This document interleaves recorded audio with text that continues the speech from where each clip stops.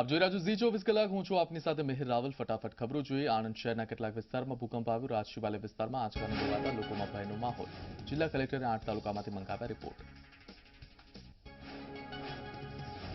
ભરૂચમાં 4.3ની તીવ્રતાના ભૂકંપના આંચકા અનુભવાયા. 2 થી 3 સેકન્ડ સુધી ભૂકંપના આંચકા અનુભવાયા. ભૂકંપના આંચકાથી લોકોમાં ફફડાટ. સુરતના શહેર અને ગ્રામ્ય વિસ્તારમાં ભૂકંપના આંચકા. શહેરના ઉમરપાડામાં અને ગ્રામ્યના માંગરોળ, માંડવી, બારડોલી અને ઓલપાડમાં અનુભવાયા ભૂકંપના આંચકા. પંચમહાલના હાલોલ અને બાસ્કમાં ભૂકંપના આંચકા અનુભવાયા. 3 વાગ્યે 42 મિનિટે 2 થી 3 સેકન્ડ સુધી અનુભવાયા આંચકા. ભૂકંપના આંચકાથી લોકોમાં ફફડાટ. ગુજરાતમાં જાહેરમાં ફટાકડા ફોડવા પર પ્રતિબંધ મુકાયો. ફટાકડા ફોડવા પર અને વિદેશથી ફટાકડા આયાત કરવા પર પ્રતિબંધ મુકાયો. રાત્રે 8 થી 10 વાગ્યા સુધી ફટાકડા ફોડી શકાશે. ફટાકડાનું ગેરકાયદેસર વેચાણ, સંગ્રહ અને આયાત કરાશે તો પગલાં લેવાશે. અમદાવાદમાં ફટાકડાના હોલસેલના વેપારીઓને કોરોનાનું ગ્રહણ. ફટાકડાની હોલસેલ ડિમાન્ડમાં 50%નો ઘટાડો થયો. દિવાળીમાં હોલસેલ વેચાણમાં 50% વેચાણ ઘટ્યું. રિટેલ બજારમાં ખરીદી વધશે તેવી વેપારીઓ આશા સેવી રહ્યા છે. ગુજરાતમાં દિવાળીના તહેવારને પગલે પોલીસ સતર્ક થઈ. તહેવારોના દિવસમાં જાહેર અને ધાર્મિક સ્થળો પર સુરક્ષા વ્યવસ્થા સઘન કરાશે. તમામ સુરક્ષા એજન્સીઓને સતર્ક રહેવાની તાકીદ કરવામાં આવી. અસામાજિક તત્વો સક્રિય થઈ શકે તેવો રિપોર્ટ સોંપવામાં આવ્યો છે. આજે પુષ્ય નક્ષત્રનો યોગ. પુષ્ય નક્ષત્ર પર સોના ચાંદીની ખરીદી કરવી શુભ મનાય છે. રવિવારે સવારે 8:45 કલાક સુધી પુષ્ય નક્ષત્રનો યોગ રહેશે. પુષ્ય નક્ષત્ર અને ધનતેરસમાં સોના ચાંદીનું વેચાણ વધશે. બજાર નિષ્ણાતોના મતે 500 કરોડ રૂપિયાથી વધુના સોના ચાંદીની ખરીદી ગુજરાતીઓ કરશે. અમદાવાદમાં પુષ્ય નક્ષત્ર નિમિત્તે સોના ચાંદીના બજારમાં પ્રાણ ફૂંકાયા. પુષ્ય નક્ષત્ર નિમિત્તે 50% એડવાન્સ બુકિંગ થયું. સોનાના ભાવમાં 900 રૂપિયાનો, ચાંદીના ભાવમાં 3500 રૂપિયાનો વધારો. કોરોનાને કારણે ગત વર્ષની સરખામણીમાં 30% ખરીદી ઓછી જોવા મળી. સુરતમાં પુષ્ય નક્ષત્ર પર જ્વેલર્સની દુકાનમાં ગ્રાહકોની ભીડ જોવા મળી. સોનાનો ભાવ વધુ હોવા છતાં ગ્રાહકો સોનાની ખરીદી કરવા માટે ઉમટી પડ્યા. સોનાના વેપારીઓ લીધો રાહતનો શ્વાસ. ગાંધીનગરનું ડભોડિયા હનુમાન મંદિર દિવાળીમાં બંધ રહેશે. 13 નવેમ્બરથી 17 નવેમ્બર સુધી મંદિર બંધ રહેશે. કાળી ચૌદસે ભક્તો માટે ઓનલાઈન દર્શનની વ્યવસ્થા. ગુજરાતમાં દિવાળીના તહેવારોને પગલે એસટી વિભાગ દરરોજની 600 થી 1000 બસોનું સંચાલન કરશે. 10 થી 16 નવેમ્બર સુધી વિશેષ સંચાલન થશે. જુદા જુદા જિલ્લામાં પ્રવાસીઓની માંગ મુજબ વધારાની બસોનું સંચાલન કરાશે. કોરોના કાળમાં પણ દિવાળીના તહેવારોને પગલે ટ્રેનો હાઉસફુલ. લાંબા અંતરની મુસાફરી કરવા માંગતા મુસાફરોને ભોગવવી પડશે હાલાકી. સ્પેશિયલ ટ્રેનમાં પણ વેઇટિંગ લિસ્ટ લાંબુ. અમદાવાદથી મુઝફ્ફરપુર, ગોરખપુર, પટના, વારાણસી જતી ટ્રેનોમાં વેઇટિંગ ચાલુ. દિવાળીના પર્વમાં ચોપડા પૂજનનું વિશેષ મહત્વ. કોરોના સંકટમાં ચોપડા બજારને પણ અસર થઈ છે. ચોપડા બજારમાં હજુ ગ્રાહકોની જોઈએ તેવી અવરજવર નથી જોવા મળતી. વેપાર ધંધામાં ઉપયોગી એવા ચોપડાની પણ વેપારીઓ હોમ ડિલિવરી શરૂ કરી છે. અમદાવાદમાં દિવાળીના તહેવારોને પગલે મીઠાઈ ફરસાણ વેપારીઓના કોરોના ટેસ્ટ કરવાની કામગીરી કરાઈ. પાછલા 3 દિવસમાં 50થી વધુ વિક્રેતાઓના રિપોર્ટ પોઝિટિવ આવ્યા. પોઝિટિવ આવનાર વેપારીઓને હોમ આઇસોલેશનમાં રખાયા. સાબરકાંઠાના હિંમતનગર અને ઈડરમાં ખોરાક ઔષધિ નિયંત્રણ વિભાગે દરોડા પાડ્યા. 5 દિવસમાં ઈડરમાં 10 અને હિંમતનગરમાં 11 મીઠાઈના ઉત્પાદકના એકમ પર દરોડા. 21 સ્થળેથી ટેસ્ટિંગ માટે સેમ્પલ લેવાયા. સુરત મહાનગરપાલિકાએ દિવાળીનો એક્શન પ્લાન તૈયાર કર્યો. તબીબ અને નર્સ સ્ટાફ રજા પર નહીં જાય એ માટે એક્શન પ્લાન બનાવવાનું સૂચન. કોરોનાને દરેક પડકારને પહોંચી વળવા માટે મનપા તૈયાર. માર્ચ 2020માં લેવાયેલી ધોરણ 10ની બોર્ડની પરીક્ષાનું પરિણામ વિવાદમાં. નાપાસ થયેલા વિદ્યાર્થીઓને 16 થી 20 માર્ક્સ આપી દેવાયા. શિક્ષણ વિભાગે 280 શાળાઓની તપાસ માટે જિલ્લા શિક્ષણાધિકારીને આપ્યા આદેશ. વડોદરામાં એમએસ યુનિવર્સિટીના કુલપતિ સહિત 9 લોકોને નોટિસ ફટકારાઈ. વેપારી પાસેથી 87 લાખનું ફર્નિચર ખરીદી વેપારીને નાણાં ચૂકવવામાં વિલંબ કરવામાં આવ્યું. યુનિવર્સિટીના સત્તાધીશોને નોટિસ અપાતા યુનિવર્સિટી તંત્ર દોડતું થયું. અદાણી ગ્રુપે અધિકારિક રીતે અમદાવાદ એરપોર્ટનું સંચાલન શરૂ કર્યું. સવારે ઇન્ટરનેશનલ એરપોર્ટ પર હવન કરવામાં આવ્યું. ડોમેસ્ટિક, ઇન્ટરનેશનલ અને કાર્ગો એરિયા સહિતના અંદરના ભાગોમાં અદાણી એરપોર્ટના પોસ્ટર લગાવવામાં આવ્યા. અમદાવાદમાં પોપ્યુલર બિલ્ડર રમણ પટેલની મુશ્કેલી વધી. રમણ પટેલ દશરથ પટેલની ઓફિસમાં પોલીસનું સર્ચ ઓપરેશન. ન્યુયોર્ક ટાવરમાં આવેલી ઓફિસમાં કરોડો રૂપિયાની જમીનમાં ખોટી સહી કરવા મામલે તપાસ. અમદાવાદમાં પીપળજ કેમિકલ બ્લાસ્ટ મામલે સતત બીજા દિવસે એસટીટી વિભાગની કાર્યવાહી લાંભા પીરાણા અને પીપળજમાં વિવિધ પ્રોસેસ હાઉસ અને ગોડાઉનને કર્યા સીલ મંજૂરી વિના ધમધમતા એકમો પર તવાઈ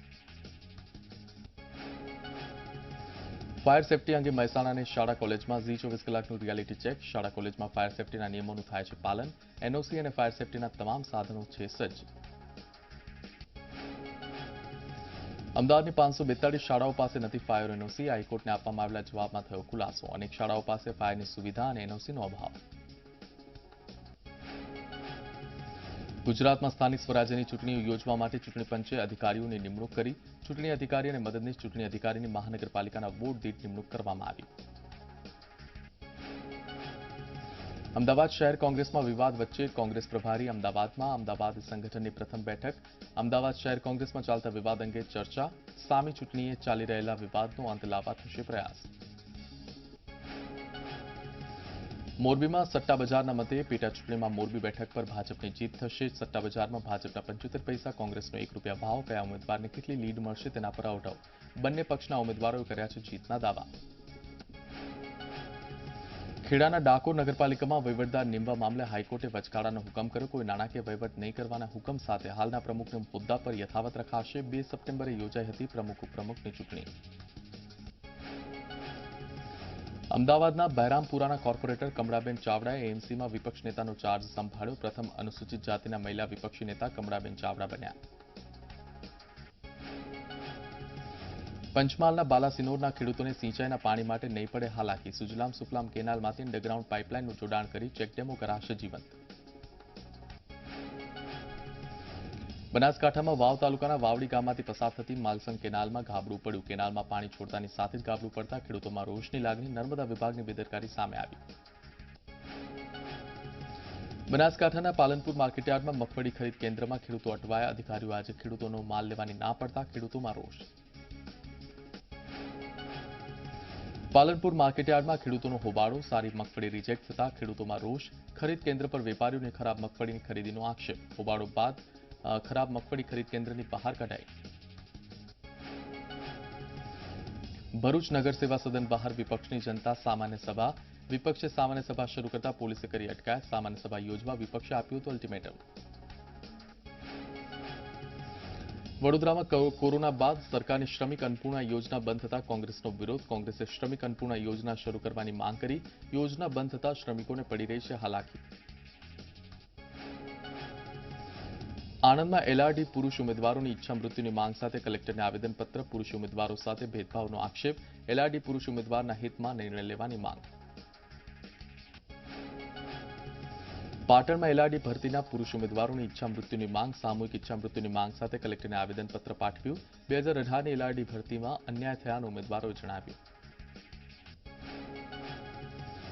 જામનગરમાં એલઆરડી પુરુષ ઉમેદવારોએ ઈચ્છા મૃત્યુની માંગ કરી ભરતી પ્રક્રિયામાં અન્યાય થયો હોવાની કલેક્ટરને કરી રજૂઆત એલઆરડી ઉમેદવારોમાં જોવા મળ્યો રોષ સુરેન્દ્રનગરમાં પ્રવાસી શિક્ષકોની કલેક્ટરને રજૂઆત છેલ્લા 6 માસથી સરકાર દ્વારા પગાર ન ચૂકવાતા શિક્ષકોને હાલાકી દિવાળી ટાણે જ પગાર ન મળતા શિક્ષકોમાં રોષ સુરેન્દ્રનગરના 60 ફૂટ રોડ પરની સોસાયટીમાં દૂષિત પાણીથી સ્થાનિકો પરેશાન દૂષિત પાણી બોટલમાં ભરી સ્થાનિકોએ ચીફ ઓફિસરને કરી રજૂઆત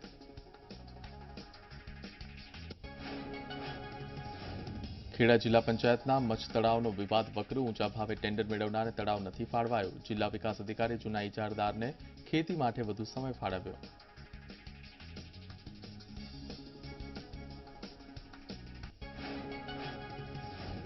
સુરતના કામરેજની સ્ટાર પવિત્ર નગરી સોસાયટીના સ્થાનિકોના બીજા દિવસે ધરણા પ્રાથમિક સુવિધાના અભાવથી સ્થાનિકોમાં રોષ બિલ્ડરના પાપે સ્થાનિકોને હાલાકી સોસાયટીનો બિલ્ડર મંત્રી કુમાર કાણાણીનો પુત્ર બનાસકાંઠાના દિયોદરના ખેડૂતોને કલેક્ટરને આવેદનપત્ર જસાલી સુજલામ સુફલામ કેનાલમાં પાણી છોડવાની માંગ ચાંગા પમ્પિંગ સ્ટેશનમાંથી પાણી છોડવાનું બંધ કરાતા રોષ પાણીના અભાવથી પાકને નુકસાન ભરૂચ નગરપાલિકાની ઓફિસ બહાર વિપક્ષે કર્યો હોબાળો જનતાના પ્રવેશ માટેનો ગેટ બંધ કરાતા વિપક્ષના સભ્યોએ વિરોધ કર્યો વિપક્ષ જનતા સભા યોજવાની હતી વિપક્ષે પોલીસ કર્મીઓ સાથે કરી રકઝક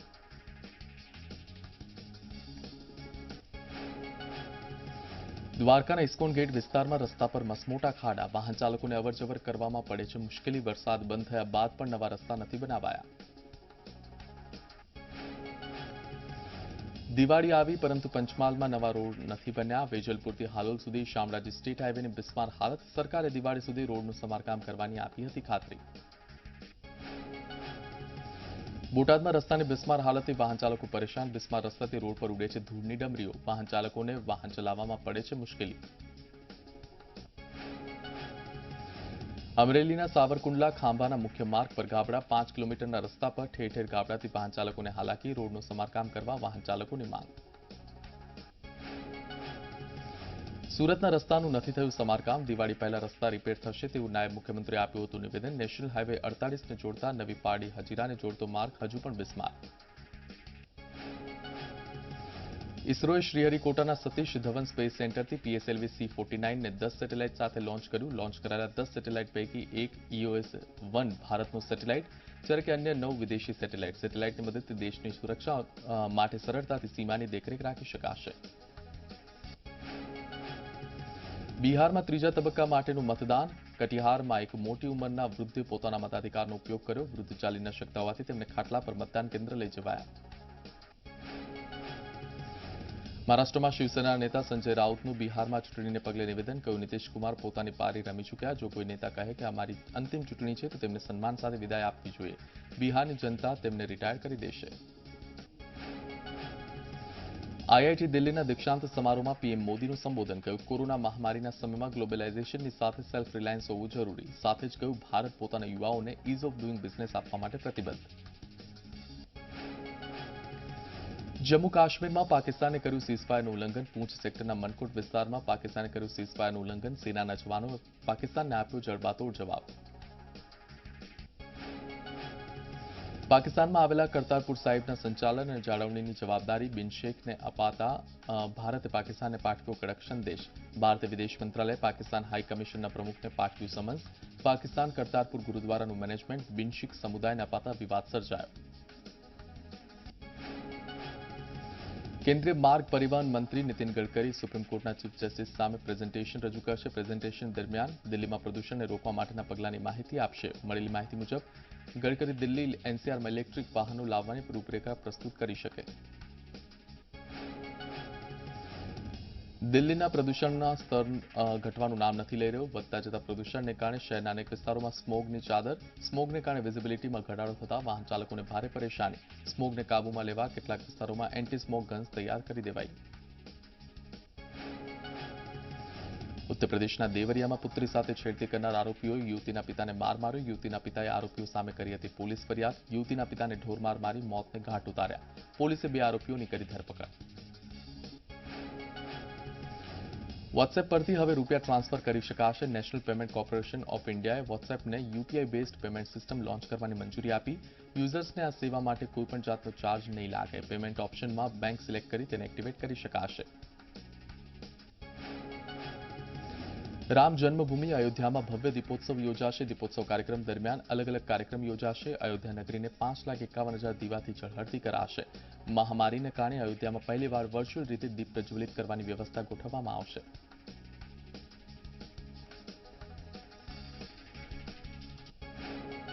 ખબરમાં આગળ વધી અફઘાનિસ્તાનના કાબુલમાં એક વિસ્ફોટ થતા 7 લોકો ગંભીર રીતે ઇજાગ્રસ્ત થયા, જેમાં 5 લોકો સામાન્ય નાગરિક છે. ઇજાગ્રસ્તોને સારવાર માટે હોસ્પિટલ લઈ જવાયા. પોલીસે બ્લાસ્ટ અંગે તપાસ શરૂ કરી. અફઘાનિસ્તાનની કાબુલ યુનિવર્સિટીમાં ભીષણ બોમ્બ વિસ્ફોટ થયો. આશરે 22 લોકોના મોત, અનેક લોકો ઘાયલ. કાબુલ યુનિવર્સિટીમાં બ્લાસ્ટની જવાબદારી ઇસ્લામિક સ્ટેટે લીધી. ઇજાગ્રસ્તોને સારવાર માટે હોસ્પિટલ લઈ જવાયા. અફઘાનિસ્તાનના કાબુલમાં કાર બ્લાસ્ટમાં એક ખાનગી ન્યૂઝ ચેનલના પૂર્વ એન્કર સહિત 2 લોકોના મૃત્યુ. યાવિશ નામના એન્કરનું મુકરાયન A4 વિસ્તારમાં બ્લાસ્ટમાં મોત. પોલીસ મુજબ આઈઈડી બોમ્બને કારણે વિસ્ફોટ થયો. તાલિબાન વિરુદ્ધ અફઘાનિસ્તાનની મોટી કાર્યવાહી. હેલ્મંડ પ્રાંતમાં 3 જગ્યા પર અફઘાનિસ્તાને કરી એર સ્ટ્રાઇક. સ્ટ્રાઇકમાં 29 આતંકીઓનો ખાત્મો. અફઘાન વિરુદ્ધ ધમધમતા આતંકી ઠેકાણા પર બોમ્બ વર્ષા. કાર્યવાહી દરમિયાન તાલિબાનના ખુફિયા અધિકારીનું પણ મોત. અમેરિકામાં રાષ્ટ્રપતિની ચૂંટણી માટે અસમંજસની સ્થિતિ યથાવત. ડેમોક્રેટિક પાર્ટીના ઉમેદવાર જો બાઇડનને ટ્રમ્પ કરતાં વધારે ઇલેક્ટોરલ વોટ મળ્યા હોવા છતાં અંતિમ પરિણામ આડે અવરોધો સર્જાયા, જેને કારણે ટ્રમ્પ તથા બાઇડનના સમર્થકો મોટી સંખ્યામાં રસ્તા પર. અમેરિકામાં ચૂંટણીનું પરિણામ હજુ પણ સામે નથી આવ્યું. આ વચ્ચે જ રાષ્ટ્રપતિ ટ્રમ્પે પોતાના હરીફ જો બાઇડનને ધમકીભર્યા સ્વરમાં કહ્યું, બાઇડનને ખોટી રીતે રાષ્ટ્રપતિ પદ પર દાવો કરવો જોઈએ નહીં. આવો દાવો તે પોતે પણ કરી શકે છે. ટ્રમ્પે કહ્યું, હજુ તો કાયદાકીય લડાઈ શરૂ થઈ છે. અમેરિકામાં ડેમોક્રેટિક પાર્ટીના ઉમેદવાર જો બાઇડને રાષ્ટ્રપતિ ટ્રમ્પે આપેલી ધમકીનો ગંભીરતા સાથે જવાબ આપ્યો. કહ્યું, અમે લોકો હરીફ જરૂર છીએ પરંતુ દુશ્મન નથી. જે બાદ બાઇડને કહ્યું, આંકડા સ્પષ્ટ દર્શાવી રહ્યા છે કે અમે લોકો આ રેસમાં જીતવા જઈ રહ્યા છીએ. અમેરિકાના જોર્જિયામાં બીજી વખત મતગણતરી થશે. ડેમોક્રેટિક પાર્ટીના ઉમેદવાર જો બાઇડનને પાતળી સરસાઈ મળી છે. જોર્જિયા બાદ પેન્સિલ્વેનિયામાં બાઇડન આગળ. અત્યાર સુધી પેન્સિલ્વેનિયામાં ટ્રમ્પની સરસાઈ હતી પરંતુ બાઇડને તેમને પાછળ છોડ્યા. અમેરિકામાં ડોનાલ્ડ ટ્રમ્પે સુપ્રીમ કોર્ટમાં કરેલી અરજી પર કોર્ટે કહ્યું, પેન્સિલ્વેનિયામાં ચૂંટણીના દિવસે રાત્રે 8 વાગ્યા બાદ આવેલા મતને અલગ અને સુરક્ષિત રાખવામાં આવશે. ટ્રમ્પે આરોપ લગાવ્યો હતો કે મતદાનનો સમય પૂર્ણ થયા બાદ મોટી સંખ્યામાં મેઇલ ઇન બેલેટ્સ આવ્યા, તેથી આ મતને ગણવામાં ના આવે. સીડીએસ જનરલ બિપિન રાવતે પાકિસ્તાને આતંકવાદનું કેન્દ્ર બતાવ્યું. આ નિવેદનને પગલે પાકિસ્તાને કહ્યું કે બિપિન રાવતને પોતાના પ્રોફેશનલ ડોમેન પર ધ્યાન કેન્દ્રિત કરવું જોઈએ. જનરલ બિપિન રાવતનું નિવેદન આરએસએસ ભાજપની વિચારધારા સાથે મળતું આવે છે, જે વિસ્તારવાદી અખંડ ભારતની નીતિને પ્રોત્સાહન આપે છે. ભારતનો મહત્વનો સાથી અને મિત્ર દેશ હોવાનો દાવો કરતું રશિયા પાકિસ્તાનની સાથે સંયુક્ત લશ્કરી યુદ્ધ અભ્યાસ કરશે. રશિયાના સ્પેશિયલ ફોર્સીસની એક ટુકડી પાકિસ્તાનની સેનાના મુખ્યાલય રાવલપિંડીમાં પહોંચી. આ યુદ્ધ અભ્યાસને ડ્રઝબા નામ આપવામાં આવ્યું. ચીને વેપારના નામે પોતાના મિત્ર દેશોને ખરાબ હથિયાર વેચી વિશ્વાસઘાત કર્યો. ચીને બાંગ્લાદેશને સબમરીન આપી, જે હવે સર્વિસ કરવાને લાયક પણ નથી રહી. ત્યારબાદ નેપાળને 6 વિમાન આપ્યા, જે નેપાળ પહોંચતા બેકાર થઈ ગયા. ચીને પાકિસ્તાનને F-22P યુદ્ધ જહાજ આપ્યા, જેમાં ટેકનિકલ ફોલ્ટ સર્જાવા લાગ્યા. મધ્ય અમેરિકાના દેશ ગ્વાટેમાલામાં ઈટા નામનું વાવાઝોડું ત્રાટક્યું. વાવાઝોડાને કારણે ભારે પવન સાથે મુશળધાર વરસાદ પડ્યો. અનેક વિસ્તારોમાં પૂર અને ભૂસ્ખલનની સ્થિતિ સર્જાઈ. વાવાઝોડામાં 50થી વધુ લોકોના મોત. હાલ રેસ્ક્યુ કામગીરી પૂરજોશમાં ચાલી રહી છે. અમેરિકામાં એક સર્વેમાં ખુલાસો થયો, દુનિયા વિશે અમેરિકનોની જાણકારી ખૂબ જ મર્યાદિત. 40%થી વધુ અમેરિકી દુનિયાના આશરે 20 દેશો વિશે જાણતા નથી. 4% અમેરિકી એવા પણ છે જેમણે ક્યારેય ભારત, ચીન અને રશિયા જેવા દેશો વિશે સાંભળ્યું નથી. એક સર્વે મુજબ અમેરિકાના લોકો દર વર્ષે 10 લાખ ટન પ્લાસ્ટિક સમુદ્રમાં નાખી રહ્યા છે, જે પ્લાસ્ટિક રિસાયકલ નથી થઈ શકતું. એનો મતલબ એ થાય છે અમેરિકામાં દર એક નાગરિક વર્ષમાં 1300 પ્લાસ્ટિકની બેગને સમુદ્ર, રસ્તા અને અન્ય કેટલીક જગ્યા પર નાખતા હોય છે. ગુજરાતમાં શિયાળામાં કોરોનાના કેસમાં થઈ શકે વધારો. ઝી 24 કલાક સાથેની ખાસ વાતચીતમાં તજજ્ઞોએ કહ્યું, હાલમાં માસ્ક પહેરવું અને રોગપ્રતિકારક શક્તિ વધારવી એ એકમાત્ર ઉપાય. કોરોના સામે લડવા વિટામિન ડીનો પણ ઉપયોગ થઈ શકે છે. સુરતમાં કોરોનાનો કહેર યથાવત. તહેવારો નજીક હોવાથી શહેરની બજારોમાં લોકોની ભારે ભીડ જોવા મળી. મોટી સંખ્યામાં લોકો ખરીદી કરતા જોવા મળ્યા. બજારોમાં સોશિયલ ડિસ્ટન્સનો સરેઆમ ભંગ. કેરળના રાજ્યપાલ આરિફ મોહમ્મદ ખાન કોરોનાથી સંક્રમિત થયા. તેમણે ટ્વીટ કરી કહ્યું, તેમનામાં કોઈ લક્ષણ જોવા નથી મળ્યા. સંપર્કમાં આવેલા લોકોને કોરોના ટેસ્ટ કરાવવાની સલાહ આપી. કોરોના માટે હજુ કોઈ વેક્સિન વિકસિત નથી, જોકે સરકારે રસીકરણ માટે તૈયારીઓ શરૂ કરી. સ્વાસ્થ્ય કેન્દ્ર સાથે આંગણવાડી, સ્કૂલો, પંચાયત ભવનો પર રસીકરણની સુવિધા ઉપલબ્ધ કરાશે. કેન્દ્રીય સ્વાસ્થ્ય મંત્રાલય પોતાના ડિજિટલ પ્લેટફોર્મથી સમગ્ર અભિયાન પર નજર રાખશે. લાભાર્થીઓ માટે QR કોડ પણ જાહેર કરાયા. ભારતમાં કોરોનાના કેસની સંખ્યામાં ઘટાડો. એક દિવસમાં દેશમાં 50,357 નવા કેસ નોંધાયા, જ્યારે કે 577 દર્દીઓના મૃત્યુ. બીજી તરફ એક દિવસમાં 11.13 લાખ કોરોના ટેસ્ટ કરવામાં આવ્યા. કોરોના ટેસ્ટિંગની કુલ સંખ્યા 11.65 કરોડને પાર. ભારતમાં કોરોના સામે રિકવરી રેટ વધ્યો. કોરોનાના દર્દીઓ જે રિકવર થઈ ચૂક્યા છે તેમની સંખ્યા 78 લાખને પાર. એક દિવસમાં કોરોના સામે 53,920 લોકો રિકવર થયા. દેશમાં રિકવરી રેટ 92.32% પહોંચ્યો.